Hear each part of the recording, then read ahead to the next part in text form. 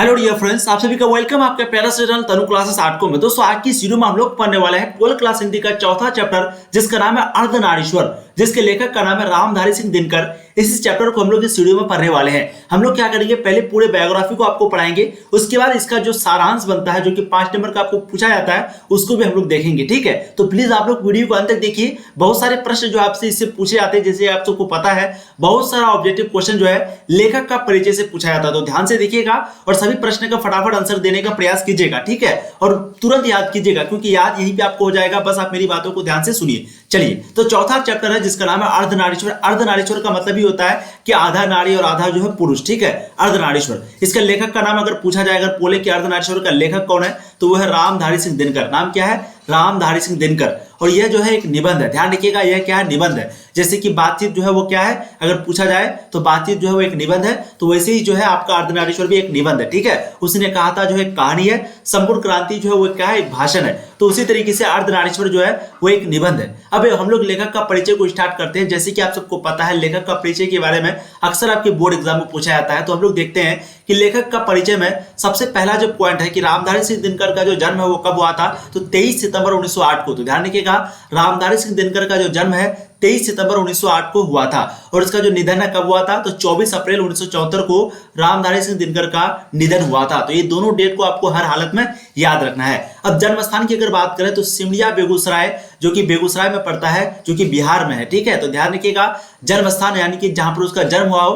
तो रामधारी सिंह दिनकर का जो जन्म है वो कहां पर हुआ था? सिमरिया में हुआ था, जो कि बेगूसराय जिला में पड़ता है, और बेगूसराय जो कि बिहार में पड़ता है। ठीक है, तो उसका जन्म स्थान हो गया सिमरिया, बेगूसराय, बिहार। माता पिता, तो माता का नाम क्या था? मनरूप देवी। ध्यान रखिएगा, रामधारी सिंह दिनकर का जो माता का नाम था क्या था?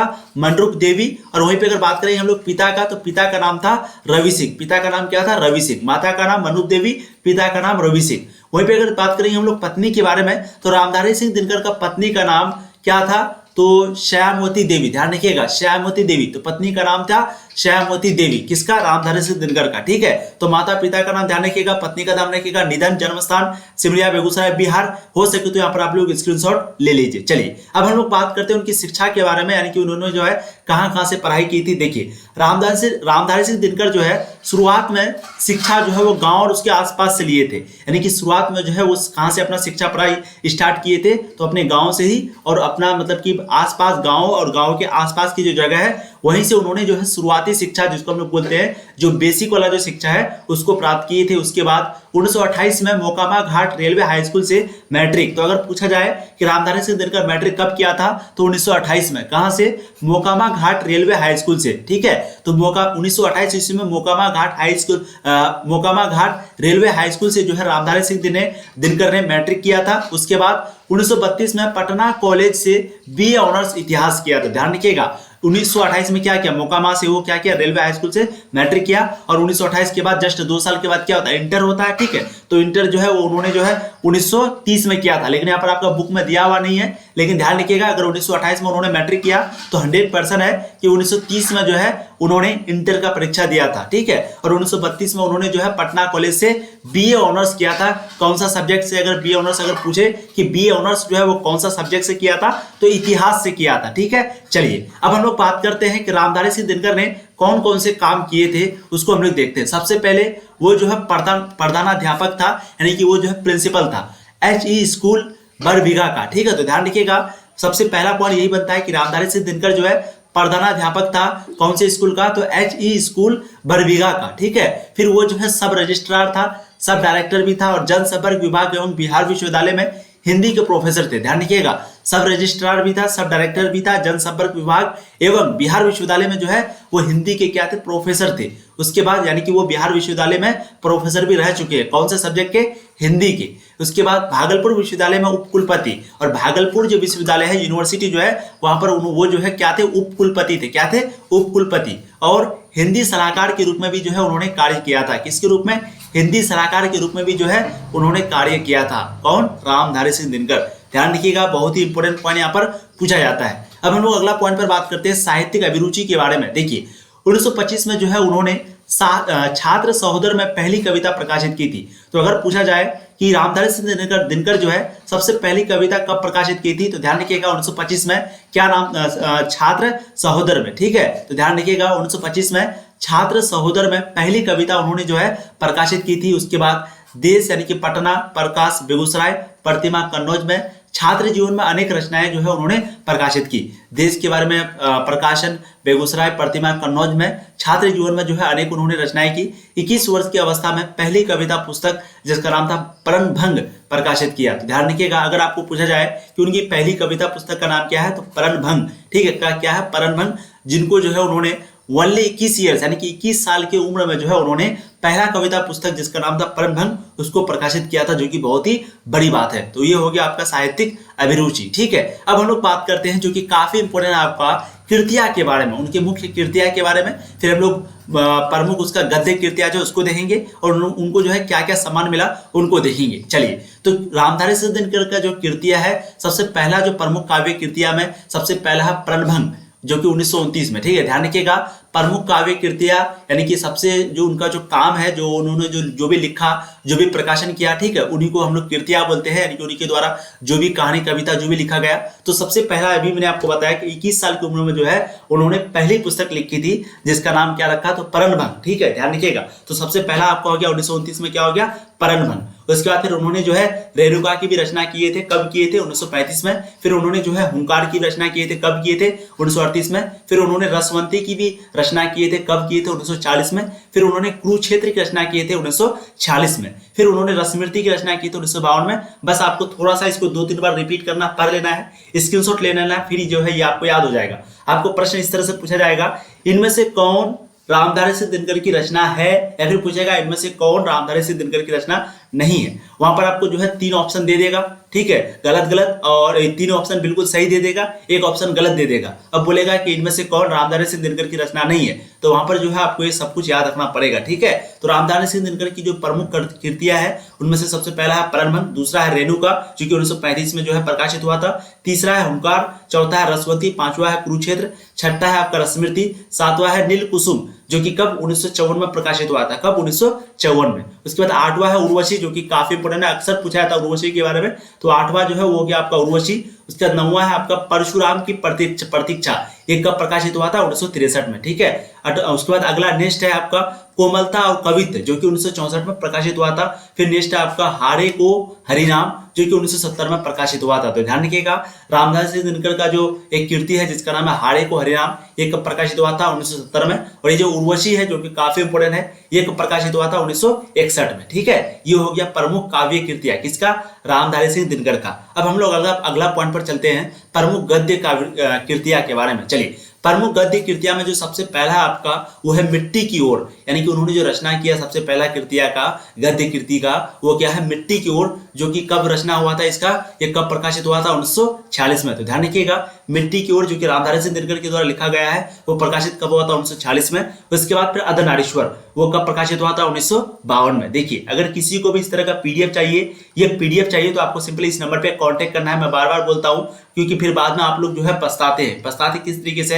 पिछली बार 2022 में जब हम लोग तैयारी करवा रहे थे तो बहुत सारे स्टूडेंट है जो है वो लास्ट में एग्जाम से 1-2 महीना पहले पीडीएफ खरीदा था। देखिए, अगर आपको खरीदना ही है तो अभी तुरंत खरीद सकते हैं। सारा पीडीएफ आपको मिलेगा सभी सब्जेक्ट का, ज्योग्राफी, पॉलिटिकल, हिस्ट्री, इकोनॉमिक्स, जितना भी सब्जेक्ट है सभी सब्जेक्ट का आपको मिलेगा पीडीएफ। इस नंबर पे आप कांटेक्ट कीजिए, बहुत ही कम प्राइस में जो है आपको सारा पीडीएफ दिया जा रहा है। एक बार जरूर इस नंबर पे मैसेज कीजिए, ठीक है, 7667532320। इस नंबर पे आप लोग एक बार जरूर कांटेक्ट कीजिए, बहुत ही कम प्राइस में आपको सभी सब्जेक्ट का PDF, subjective question, objective question, question bank, जो गेस प्रश्न सारा चीज दिया जा रहा है। एक बार बात आप लोग जरूर कर लीजिए। चलिए, प्रमुख गद्य कृतियां में सबसे पहला क्या था? मिट्टी की ओर, जो कि 1946 में लिखा गया। फिर उसके बाद अगला है अर्धनारीश्वर, ये भी बहुत इंपॉर्टेंट है और जो हम लोग पढ़ते हैं यहाँ पर अर्धनारीश्वर के बारे में। ठीक है, तो अर्धनारीश्वर को कब लिखा गया अगर पूछा जाए तो 1952 में। ठीक है, तो ध्यान रखिएगा, रामधारी सिंह दिनकर के द्वारा जो लिखा गया है अर्धनारीश्वर, वो क्या है? निबंध है। और ये कब प्रकाशित हुआ था? तो 1952 में। उसके बाद संस्कृति के 4 अध्याय जो कि 1956 में जो है प्रकाशित हुआ था। फिर काव्य की भूमिका जो कि 1958 में प्रकाशित हुआ था। फिर व्हाट पीपल जो कि 1961 में प्रकाशित हुआ था। फिर आपका नेक्स्ट है शुद्ध कविता की खोज, क्या है? शुद्ध कविता की खोज जो कि 1966 में प्रकाशित हुआ था। फिर अगला है दिनकर की डायरी, जो कि 1973 में प्रकाशित हुआ था। ठीक है, तो दिनकर की जो डायरी है वो कब प्रकाशित हुआ था अगर पूछा जाए तो वो हुआ था आपका 1973 में। ठीक है, इस तरह का प्रश्न जो है आपको पूछा जा सकता है कि दिनकर की जो डायरी है वो किसके द्वारा लिखा गया है, तो वो लिखा गया है रामधारी सिंह दिनकर का द्वारा। ठीक है, और ये कब प्रकाशित होता है 1973 में। चलिए अब हम लोग बात करते हैं पुरस्कार एवं सम्मान, यानी कि रामधारी सिंह दिनकर को कौन कौन सा पुरस्कार मिला, कौन कौन सा सम्मान मिला, उसको देखते हैं। चलिए, संस्कृति के 4 अध्याय, सबसे पहली बात संस्कृति के 4 अध्याय जो है वो कब लिखा गया था अगर पूछा जाए तो 1956 में। ध्यान रखिएगा, बहुत ही इंपॉर्टेंट है। संस्कृति की 4 अध्याय कब लिखा गया था 1956 में। ये किसके द्वारा लिखा गया था, रामधारी सिंह दिनकर के द्वारा। हम लोग उसी के बारे में पढ़ ही रहे। तो संस्कृति के जो 4 अध्याय है उसमें जो है उनको जो है साहित्य अकादमी एवं उर्वशी पर भी जो है भारतीय ज्ञानपीठ पुरस्कार मिला था। तो ध्यान रखिएगा, संस्कृति के जो 4 अध्याय थे जिसको 1956 में प्रकाशित किया गया था, यानी कि जो कब प्रकाशित हुआ था 1956 में, इस पर उनको जो है साहित्य अकादमी पुरस्कार मिला। कौन सा पुरस्कार, साहित्य अकादमी पुरस्कार। तो अगर आपको प्रश्न पूछा जाए कि साहित्य अकादमी पुरस्कार जो है कौन सी चीज की रचना पर मिला था उसको, तो संस्कृति के 4 अध्याय की रचना पर। कब रचना हुआ था उसका, 1956 में। या फिर प्रश्न आपको ऐसे पूछेगा कि संस्कृति के 4 अध्याय पर उनको यानी कि रामधारी सिंह दिनकर को कौन सा पुरस्कार मिला, तो साहित्य अकादमी पुरस्कार। ठीक है, और ये भी बात करें हम लोग उर्वशी के बारे में, तो उर्वशी में जो है उनको भारतीय ज्ञानपीठ पुरस्कार प्राप्त हुआ था। कौन सा पुरस्कार, भारतीय ज्ञानपीठ पुरस्कार। और ये जो उर्वशी है वो कब लिखा गया था अगर आपको पूछा जाए तो ध्यान रखिएगा 1961 को। ठीक है, अभी हम लोगों ने देखा कि उर्वशी जो है वो 1961 को इसकी रचना हुई थी। ठीक है, चलिए अब हम लोग अगला पॉइंट पर चलते हैं। राज्यसभा के सांसद पद्म भूषण का एवं कई अलंकारों से सम्मानित राष्ट्र कवि के रूप में समाहित। ठीक है, तो ध्यान रखिएगा, ये जो है राष्ट्र कवि का भी इसको उपाधि मिला था, यानी कि रामधारी सिंह दिनकर जो है वो क्या थे, राष्ट्र कवि थे। ठीक है, उसके बाद राज्यसभा के ये जो है सांसद भी रहे और पद्म भूषण एवं कई अलंकारों से सम्मानित, यानी कि इसको जो है पद्म भूषण भी मिला, जो कि एक गिफ्ट होता है पद्म भूषण, और भी कई गिफ्ट उसको मिले हैं। किसको, रामधारी सिंह दिनकर को। ठीक है, और ये चीज ध्यान रखिएगा, रामधारी सिंह दिनकर जो है वो क्या थे, एक राष्ट्र कवि थे। ठीक है, राष्ट्र कवि रामधारी सिंह दिनकर जितने बड़े कवि थे उतने ही समर्थ गद्यकार भी थे, यानी कि जितना बड़ा वो कवि थे उतने ही बड़े क्या थे, गद्यकार थे। यानी कि जितने बड़े कविता भी लिखते थे, वो कहानी भी लिखते थे, उनके गद्य में उनकी भाषा कुछ भी छुपाती नहीं, सब कुछ उजागर कर देती है। और जो भी वो गद्य लिखते हैं तो कुछ भी छुपाता नहीं था, कोई भी घटना पर लिखे सब कुछ उजागर के जो है रख देता था। ठीक है, दिनकर जो है छायावादोत्तर युग के प्रमुख कवि थे। अगर आपको पूछा जाए ये कौन से युग के थे, रामधारी सिंह दिनकर किस युग के कवि थे, तो छायावादोत्तर, क्या है, छायावादोत्तर युग के जो है प्रमुख कवि थे। कौन, रामधारी सिंह दिनकर। ठीक है, रामधारी सिंह दिनकर को हम लोग दिनकर के नाम से भी जानते हैं, तो ये भी चीज ध्यान रखिएगा। वो भारतेंदु युग से पर वो मान राष्ट्रीय भाव द्वारा के एक महत्वपूर्ण आधुनिक कवि हैं। ठीक है, तो वो जो है भारतेंदु युग से थे। उसके बाद वो मान राष्ट्रीय कवि और राष्ट्र कवि के द्वारा भी जो है एक महत्वपूर्ण आधुनिक कवि थे। तो दो पॉइंट आपको याद रखना। सबसे पहला पॉइंट क्या है, रामधारी सिंह दिनकर जो है एक राष्ट्र कवि थे। ठीक है, और वो जो है कवि के साथ साथ गद्यकार भी थे, और वो कौन से युग के थे, भारतेंदु युग के थे। कौन से युग के थे, भारतेंदु युग के। अगर पूछा जाए कि वो भारतेंदु युग से भी थे और छायावादोत्तर युग से भी थे, तो ये चीज ध्यान रखना है कि ये जो है दोनों युग से थे। ठीक है, चीजें आपको समझ में आ गई। मैंने आपको एक एक पॉइंट को बताया लेखक का परिचय के बारे में कि अर्धनारीश्वर क्या है, एक निबंध है, उसका लेखक का नाम क्या है, रामधारी सिंह दिनकर। यहीं पे आपको चैप्टर याद हो जाने चाहिए। उसके बाद इसका हम लोग इंपॉर्टेंट जो सब्जेक्टिव क्वेश्चन है, जो भी शॉर्ट और लॉन्ग क्वेश्चन है, उसके बाद उसको करने के बाद फिर इसका इंपॉर्टेंट ऑब्जेक्टिव क्वेश्चन को करेंगे। ठीक है, चलिए अब हम लोग पाठ का सारांश को पढ़ लेते हैं। VVI है आपका, अक्सर पूछा जाता है पाठ का सारांश का मतलब क्या हो गया, यानी कि ये चैप्टर है अर्धनारीश्वर, इसका आपको शॉर्ट फॉर्म में संक्षेप में लिखना है, यानी कि एक प्रकार का शॉर्ट नोट्स लिखना है। और कम से कम एग्जाम में जब भी इस तरह का प्रश्न पूछे तो आपको कम से कम 2 पेज लिखना है, क्योंकि जितना लिखेंगे आपको उतना मार्क्स मिलेगा। ठीक है, चलिए पाठ का सारांश में सबसे पहला लाइन है, अर्धनारीश्वर के निबंधकार कौन है, रामधारी सिंह दिनकर। तो आपको मैंने अभी बताया कि अर्धनारीश्वर जो है वो क्या है, निबंध है, तो आप ऐसे भी दे सकते हैं। अर्धनारीश्वर जो है एक निबंध है और इस निबंध के लेखक है कौन, रामधारी सिंह दिनकर। ठीक है, दिनकर जी कहते हैं कि अर्धनारीश्वर जो है शंकर और पार्वती का कल्पित रूप है। तो ध्यान रखिएगा, ये जो अर्धनारीश्वर है वो किसका रूप है, शंकर और पार्वती। किसका, शंकर और पार्वती का जो है एक कल्पित रूप है, यानी कि ऐसा कल्पना किया गया है, ऐसा हकीकत में नहीं है। ऐसा कल्पना किया गया है कि ये जो है शंकर और पार्वती का क्या है, कल्पित रूप है, जिसका आधा अंग जो है वो किसका है, पुरुष का है, और आधा अंग जो है नारी का है, इसीलिए इसको रखा गया अर्धनारीश्वर। ठीक है, तो ध्यान रखिएगा, ये जो अर्धनारीश्वर है उसका आधा अंग किसका है, पुरुष का बना हुआ है, और जो आधा अंग है वो नारी का होता है। ठीक है, निबंधकार कहते हैं कि नारी पुरुष गुणों की दृष्टि से समान है, यानी कि निबंधकार जी यानी कि रामधारी सिंह दिनकर कहते हैं कि नारी जो है वो क्या है, पुरुष के गुणों की दृष्टि से समान है, यानी कि नारी और पुरुष जो है वो समान है, इसके बीच भेदभाव नहीं होना चाहिए। वैसे भी इसका कहानी का मोटिव भी यही है कि लड़का और लड़की दोनों समान है, कोई किसी से बड़ा नहीं है, दोनों को एक दूसरे का इज्जत करना चाहिए। अगर लड़के के पास लड़की का गुण होती है तो ये बहुत बड़ी बात है, और लड़की के पास अगर लड़का का गुण होती है तो ये भी बहुत बड़ी बात है। लेकिन हम लोग क्या करते हैं, उल्टा कर देते हैं। अगर कोई भी लड़का लड़की का गुण आ जाए तो हम लोग उसको कुछ और ही समझने लगते हैं, ठीक है। तो वही चीज यहाँ पर कह रहा है लेखक यानी कि रामधारी सिंह दिनकर जी बोलते हैं कि निबंधकार कहते हैं कि नारी पुरुष जो है वो गुणों की दृष्टि से, यानी कि जो उनके अंदर गुण होता है वो उस दृष्टि से, उस नजरिए से जो है दोनों समान है, यानी कि लड़का लड़की क्या है, समान है। एक का गुण दूसरे का दोष नहीं है, यानी कि एक का गुण, यानी कि मान लेते लड़की का गुण जो है अगर लड़का पर आ जाए तो ऐसा नहीं है कि लड़का जो है वो मतलब उसके अंदर कोई कमी है, ऐसा नहीं है, ठीक है। यानी कि एक का गुण जो है दूसरे के पास जाकर के ये दोष नहीं है, कोई बीमारी नहीं है, ये अच्छी बात है, ये बहुत ही अच्छी बात है। प्रत्येक नर के अंदर नारी का गुण होता है। प्रत्येक नर यानी कि जितना भी मर्द है उसके अंदर किसका गुण होता है, औरत का, यानी कि नारी का गुण होता है। ये सब कौन बोलता है, ये सब निबंधकार जी रामधारी सिंह दिनकर बोल रहे हैं, ठीक है। पुरुष जो है स्त्रीण कहे जाने की डर से दबाए रखता है, पुरुष जो है स्त्रीण कहे जाने की डर से दबाए रखता है। अगर नारों में मतलब यहाँ पर नहीं होगा, यहाँ पर होगा क्या, नर में, नारी में, ठीक है। अगर नारी में भी विशेषताएं आ जाए जैसे दया ममता, यहाँ पर बात हो रही है नारी की, ठीक है। तो अगर नारी में वो विशेषता आ जाए जैसे दया हो गया, ममता हो गया, औदार्य हो गया, सेवा हो गया, तो उनका व्यक्तित्व धूमिल नहीं बनता, उनका बल्कि और अधिक निखर जाता है। यानी कि यह कहा जा रहा है कि कोई लड़की के अंदर, कोई औरत के अंदर अगर ये विशेषता आ जाए, कौन सा विशेषता, दया का विशेषता या फिर ममता का विशेषता आ जाए उसके अंदर, औदार्य का या फिर सेवा करने का अगर उसके अंदर कोई गुण आ जाए, विशेषता आ जाए, तो इसको जो है कोई भी मतलब कि गलत नहीं मानता है। ये क्या होता है, और भी उसको जो है निखार देता है, यानी कि उसको और भी खूबसूरत बना देता है इन सभी बातों से, ठीक है। कि इसके अंदर देखो कितनी दयालु है, इसके अंदर कितनी मतलब कि इसके अंदर ममता जो है भरी हुई है, ठीक है। इसी तरह अगर प्रत्येक स्त्री में पुरुष का तत्व होता है, परंतु सिर्फ उसे